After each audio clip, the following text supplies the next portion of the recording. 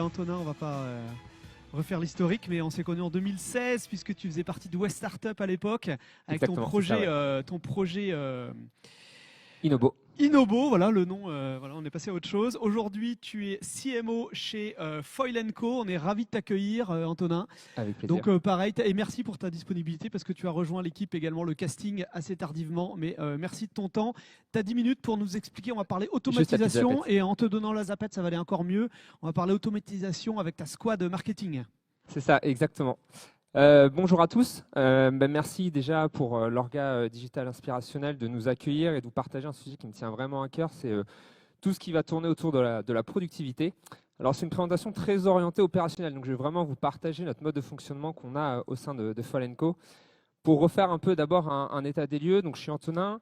J'ai commencé à travailler chez Foil & Co en tant que freelance. Foil & Co, pour ceux qui ne connaissent pas, c'est une entreprise qui est basée à Pincran, qui est spécialisée dans la conception et la commercialisation d'engins de la glisse. Je vous ai mis un petit exemple de photo, parce que quand on parle d'engins de la glisse, on ne sait pas forcément ce que c'est. Donc on l'a, c'est vraiment l'exemple d'un sport qui est le wing foil. On a une planche, un foil donc, du coup, qui est fabriqué dans nos usines, et une wing. Donc je suis intervenu il y a 2 ans en tant que freelance parce qu'au début, c'était vraiment sur un circuit de distribution principalement B2B via des revendeurs et l'envie du coup de créer un site e-commerce. Donc on a créé ça, du coup on l'a lancé il y a 1 an. On a fait en 2021 en fait 500 000 € de chiffre d'affaires dessus et là en 2022, on devrait passer la barre du 1 million de chiffre d'affaires sur ce site e-commerce. On a créé, il y avait toute l'équipe marketing, parce qu'au début, c'était une entreprise qui est principalement composée d'ingénieurs. Alors, je suis de formation à la base d'ingénieur, donc je ne critique pas ces profils-là, mais avec une vision assez différente qu'on pourrait avoir du marketing. Donc, en fait, on a créé, ils sont tous, l'équipe est ici, donc on pourrait échanger avec eux aussi après, mais un peu avec 4 grands pôles qu'on a aujourd'hui. On a un pôle content, on en parlait tout à l'heure, un pôle growth, un pôle branding et un pôle product. Et quand je suis arrivé dans l'usine, en fait, il y avait 2 grands outils qui étaient utilisés, qui étaient Google Drive, sachant que c'est des Google Drive sur des adresses mail perso, donc qui est hyper difficile à avoir accès à l'info à partir du moment où on n'était pas en fait ajouté à ce Google Drive là, et un Trello, et on en discutera juste après. Donc ça, c'est voilà, un état des lieux un peu de quand je suis arrivé. Et la première chose en fait, qu'on a mis en place, et ça va être vraiment mon focus de la présentation, l'outil qu'on utilise aujourd'hui, qui nous a fait gagner énormément en productivité, c'est Notion. Je ne sais pas s'il y en a parmi vous qui connaissent cet outil-là. Donc c'est un outil no-code qui regroupe en fait plusieurs outils qu'on peut trouver, donc que ce soit du Trello ou du Asana pour la gestion de projet, du Evernote pour la prise de notes ou du Airtable pour vraiment tout ce qui va être liaison de base de données. Pour faire une rapide présentation de Notion, donc je disais c'est un outil qui est no-code. Donc là, je vous ai vraiment fait un screen de l'interface générale. On a en fait à gauche vraiment la possibilité de créer différents espaces et la possibilité de créer des pages avec des titres. C'est vraiment le même type de mise en forme qu'on pourra avoir sur du Word ou peu importe le logiciel de traitement de texte. Et on va pouvoir indiquer tout ce qu'on veut. On va pouvoir lier différentes bases de données. Donc là, c'est vraiment pour vous donner un peu une vue générale de l'outil Notion. L'on rentre spécifiquement dans notre Notion à nous, et c'est pour ça que je vous présentais au début un peu les différents pôles. Je vais vous vraiment montrer comment on gère notre stratégie de contenu à travers Notion et comment ça nous fait gagner du temps. Comment on gère aussi la relation produit, c'est-à-dire qu'aujourd'hui, quand on développe un produit, ça lie le bureau d'études, ça lie la production, ça lie les commerciaux, ça lie l'équipe marketing. Comment on fait pour que tout le monde soit au courant de l'information, du coup, encore une fois, nous fait gagner du temps. Et le dernier aspect, ça va être tout l'aspect contenu. Là, je vous montre juste l'interface. En fait, nous, quand on arrive sur notre Notion, il y a vraiment accès à toute l'information. C'est-à-dire qu'un stagiaire, un alternant, peu importe dans l'entreprise, une personne qui sera dans l'équipe marketing pourra avoir accès à la stratégie marketing 2023, pourra avoir accès au budget. Ça, c'est une règle aussi qu'on met en place dans ce qu'on appelle la squad market, comme disait Fred. C'est le côté transparence, c'est que tout le monde a accès en fait à cette information-là. Il y a tout un process aussi d'onboarding. Malheureusement, je n'aurai pas le temps de rentrer dessus, mais quand il y a un nouveau salarié en fait qui arrive dans l'entreprise, suit ce process onboarding directement à travers Notion.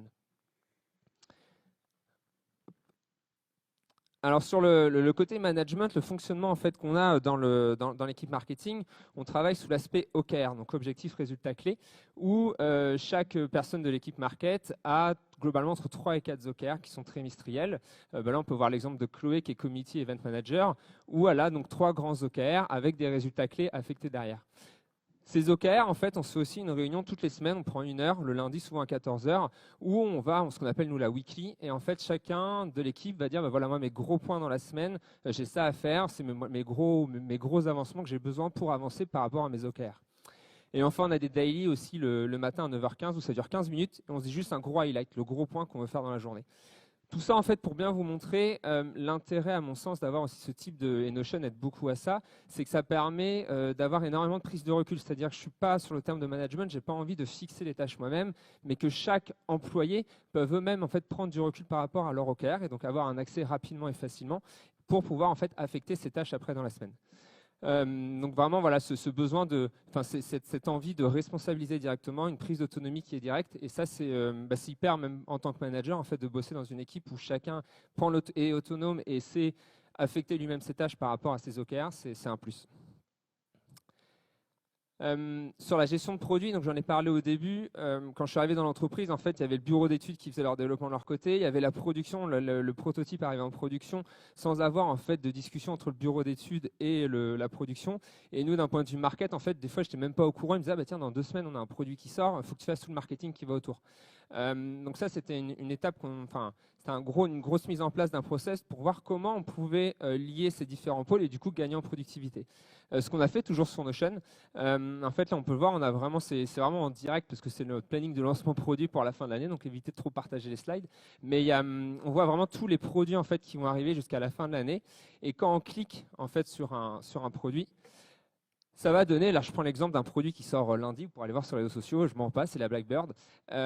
Et quand on clique en fait sur ce produit, on va voir les différents pôles de chacun. Donc niveau marketing, on va voir toute la to-do qu'il y a à faire au niveau du marketing. Le BE pour aller voir le brief commercial, parce que du coup, le brief marketing, pardon, parce que quand on brief le BE, quand on lance un produit, il va y avoir notamment le coût qu'on envisage, à quel coût on doit le vendre. Donc ils auront vraiment accès à toutes ces infos-là. Pareil pour le bureau d'études, on pourra avoir le cahier des charges, donc on pourra aller voir la construction qui est utilisée pour voir, nous, si d'un point de vue marketing, on peut l'utiliser en termes d'arguments.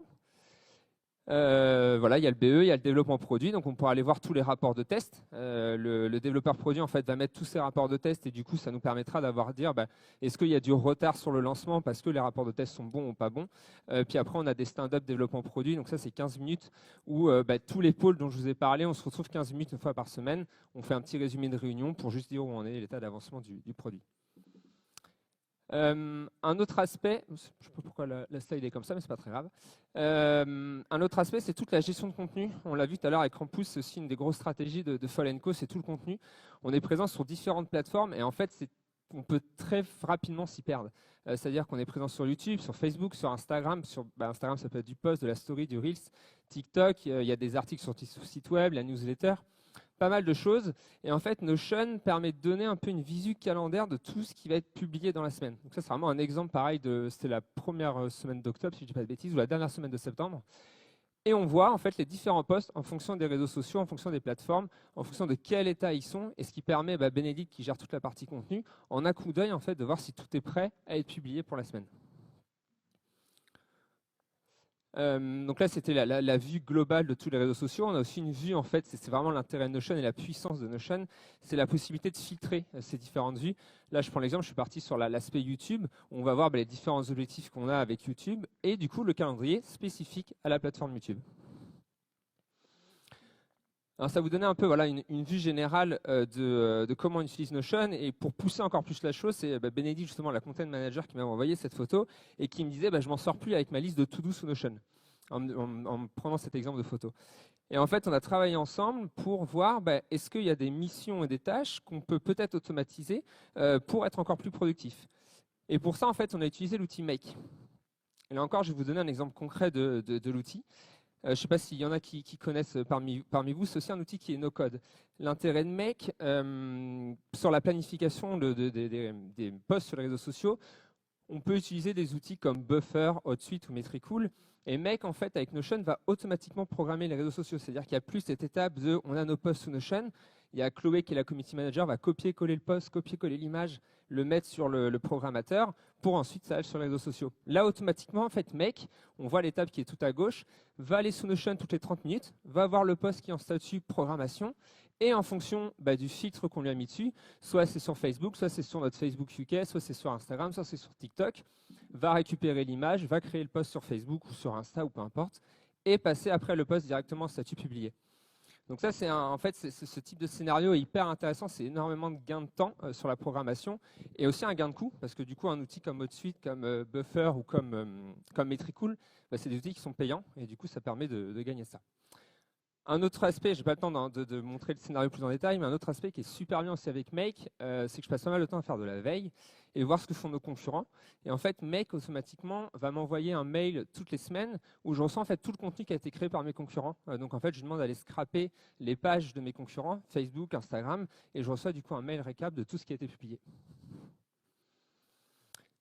J'essaie d'être le plus rapide possible. Il y a plein de choses à dire sur la productivité. On est large, il te reste 15 secondes, Antonin. Okay, on est large. Non, il y a plein de choses à dire. C'est vraiment un aspect productivité sur le Notion. Après, il y a plein de choses à parler sur le deep work ou autre qu'on met aussi en place dans l'usine. Mais je reste disponible, il ne faut pas hésiter. J'ai mis un QR code toujours dans le site productivité si vous voulez discuter directement sur LinkedIn. Mais je reste disponible si vous avez toutes questions. C'est top. Un tonnerre d'applaudissements déjà pour Antonin. Tu peux ouais, voilà, la zapette, tu peux la lâcher, mais garde le micro. Moi, c'est pour ça que j'aime Digital Inspirationnel, c'est parce que voilà, en toute transparence, tu nous montres l'organisation interne. C'est top. Tu étais intervenu sur un meet-up qu'on avait fait aussi il y a quelques mois de ça au Totem à Brest, où tu nous avais parlé nos codes. Plein de choses. Comment tu résumerais peut-être, et bravo pour tout le boulot fait dans cette magnifique boîte fondée par Tanguy Le Bihan, qui était au Tréhoux initialement, hein, si je ne dis pas de bêtises, dans qui a un poulailler déménagé à Pincran. Juste OKR, pour ceux qui connaissent peu, tu peux juste résumer, on a un objectif et ensuite on va décliner il y a une vision qu'on décline en objectif en action, c'est ça? Ouais, exactement. Je peux le dire à l'oral, mais en fait, on a un grand objectif. On a 3 grands objectifs sur le trimestre qu'on va diviser en plein de résultats clés. C'est simplement pour mesurer l'objectif s'il est réussi ou pas réussi. L'idée, c'est que globalement, c'est toujours difficile d'atteindre ces 3 objectifs. Je prends l'exemple de Chloé qui a un grand objectif qui s'appelle chouchouter notre communauté. Et dans chouchouter notre communauté, ça va être organiser un webinaire par mois, ça va être envoyer une newsletter. En fait, on va vraiment mettre des chiffres derrière ces résultats clés. Pour à la fin, quand on fait notre point ensemble sur le côté trimestre, dire ok, ça a été fait, ça n'a pas été fait, pourquoi, et voir comment on peut évoluer et c'est travailler pour pas avoir un ressenti au doigt mouillé, mais vraiment d'avoir des métriques et pouvoir... c'est ça, hein. C'est exactement ça. Okay. Et en fait, ça permet aussi à Chloé, par exemple, quand on fait notre weekly, par rapport à ces OKR et donc cette notion de prise de recul, de dire ok, pour que j'atteigne mes OKR, il faut que je me mette ça en tâche cette semaine pour pouvoir avancer par rapport à mes OKR. Et c'est toujours en fait, ce qui est le plus dur, je trouve, en termes de management, c'est justement faire prendre cette prise de recul et que ce ne soit pas au manager de fixer les tâches. Et ce que j'essaye en tout cas de mettre en place, c'est que ce soit eux directement par rapport aux OKR, elles viennent appliquer directement les missions qu'elles ont à faire dans la semaine. C'est top. Un mot également sur la partie onboarding pour ceux qui connaissent moins. Donc onboarding, on parle de l'intégration de nouveaux collaborateurs. Forcément, quand il dit intégration, on arrive, on ne connaît pas l'historique de la boîte, les actions, on a besoin de beaucoup d'éléments. Là, Notion, alors je dis ça parce que nous, on est très gros utilisateurs également de Notion à la French Tech et j'en vois vraiment on commence à en voir les fruits. Ça permet vraiment de centraliser l'information, de la rendre collaborative et de vraiment fluidifier, mettre de l'huile dans les rouages, quoi. Ouais, c'est exactement ça. C'est pareil, je n'ai pas le temps de tout montrer, mais on a aussi dans Notion une page qui s'appelle Branding et en fait, on a accès dessus, par exemple, à toute la charte graphique, tous les logos. Donc n'importe qui arrive dans la boîte a accès directement à ça. C'est des pages aussi qui peuvent se partager sans être indexées sur Google. Donc c'est un lien web et du coup, on peut les partager sans être indexé. Donc même, je pense à Béné qui travaille avec une agence sur le Social Ads, on peut faire tout le planning de stratégie sur Notion. Après, on partage directement la page. Donc c'est vraiment une centralisation de l'info avec une interface qui est assez facile. C'est pour ça que quand je parle que c'est un mélange de plusieurs outils, c'est aussi un mélange de Google Drive par exemple. Aujourd'hui, Google Drive, on se balade dans les dossiers, c'est jamais trop facile de s'y retrouver en fonction de comment la personne a pensé l'architecture en avance. Et là, Notion, je trouve, permet justement de retrouver l'info plus facilement. Dernier mot également sur l'outil, parce que je crois que quand on a fait la présentation justement sur Notion il y a quelques temps de ça, tu nous parlais de ta relation avec les distributeurs, c'est-à-dire que quand tu as des fiches produits, des choses comme ça, ils ont un accès direct, parce que pour montrer que l'outil n'est pas que interne, mais il est aussi ouvert sur l'extérieur, c'est bien ça? Ouais, c'est exactement ça. Sur cette ouverture vers l'extérieur, on a en fait ce qu'on appelle nous le wiki B2B en fait dans Notion, et du coup ils ont accès à toutes les fiches produits. Ça c'était très simple à mettre en place. Au début on s'est dit est-ce qu'on fait une interface sur notre site web B2B? Là, on a fait simplement un Notion où ils ont tout accès à la data, on met toutes les images, tout le texte, tous les prix, accès au contenu directement. Et peut-être alors quand on parle de Notion, pour ceux qui ne connaissent pas, c'est tous les outils qu'on dit no-code, qui sont assez faciles à prendre en main. Donc, je vous invite à vous y intéresser parce que ça va être vraiment intéressant. Peut-être un dernier mot. Je sais que il y a plein de sujets. Il y en a un également. Vous faites beaucoup de choses sur de la vidéo. Alors, la vidéo, vous avez forcément des belles images avec des drones, vous avez tout ce qui vaut bien avec les ambassadeurs, mais plutôt de la vidéo aussi interne pour interagir avec la communauté, pour expliquer, pour prendre les avis. Cette dimension-là, elle est importante également. Elle est assez nouvelle, je pense, dans la stratégie de Foil & Co. Ouais, complètement. En fait, une des gros piliers aujourd'hui, il y a beaucoup de monde sur le marché, on a beaucoup de concurrents. Et en fait, un des gros piliers qu'on a voulu mettre en place, c'est l'humain. Ça fait 1 an et demi qu'on travaille et Chloé, Béné, Clément et Pierre qui sont là aussi pour en partager dessus. Mais c'est vraiment comment on peut mettre l'humain en avant. Et ça, on l'a fait tant sur de l'interne que sur de l'externe. C'est-à-dire, je prends l'exemple de nos ambassadeurs. On a à peu près 50 ambassadeurs en France là, sur nos produits. Et on les regroupe. Quand on dit des ambassadeurs, juste, c'est des gens qui vont sur l'eau et qui utilisent les produits et qui publient sur les réseaux sociaux notamment. C'est ça, exactement. Okay. Ils ont plusieurs missions, publier sur les réseaux sociaux, sur les forums ou être présents sur les plages, sur les événements. Et en fait, ces ambassadeurs, on les regroupe une fois par mois en visio, principalement ce qu'on appelle nous les AFS Talks, où on va échanger tant sur de la sortie produit, mais aussi leur donner des conseils sur de la gestion des réseaux sociaux, comment communiquer. Typiquement, on pourrait très bien leur montrer comment travailler avec Notion, mais vraiment en lien par rapport à ce qu'ils ont à faire, entre guillemets, pour nous. Et on les regroupe aussi, c'est 1 à 2 fois par an sur un gros week-end, où là, pour le coup, c'est tout frais payé pour eux. En fait, ils se retrouvent sur un week-end, on navigue et on partage les nouveautés, on va naviguer, on fait les soirées aussi avec eux. Et c'est vraiment c'est ce côté humain. Et en fait, ce qui est assez intéressant sur le feedback de 2022, c'est que maintenant les gens choisissent aussi nos produits par rapport à ça. Toujours je termine après je peux dire plein de choses sur le côté humain. Mais un autre aspect qui est pas mal aussi sur le côté humain, qui est lié à la productivité, c'est le module de chat sur le site web. On travaille avec Crisp, qui est Antoine Goré, qui est une start-up sur Nantes. C'est le message vocal. Alors ça paraît tout con. Mais mettre un message vocal à la place d'écrire, en fait, on a eu un feedback super positif. C'est-à-dire que Crisp permet, quand quelqu'un nous pose une question sur le site web, on peut enregistrer le message vocal et du coup, ça l'envoie directement comme on pourrait faire avec Messenger ou WhatsApp. Et le fait de voir les gens qu'il y a une voix derrière, en fait, il y a des retours qui sont ultra positifs. Donc ça, c'est un autre aspect justement sur ce côté humain, de montrer aux gens, il y a un site web, mais c'est pas un robot qui est derrière, c'est des gens. Et ça, c'est super bien vu. Ouais. Eh ben, on va s'arrêter là, on aurait pu en discuter encore pendant 1 heure. Si vous souhaitez en savoir plus, vous écrivez à Antonin et à sa squad, vous le croisez encore. Merci beaucoup Antonin pour ton témoignage. Et on va accueillir Nathalie.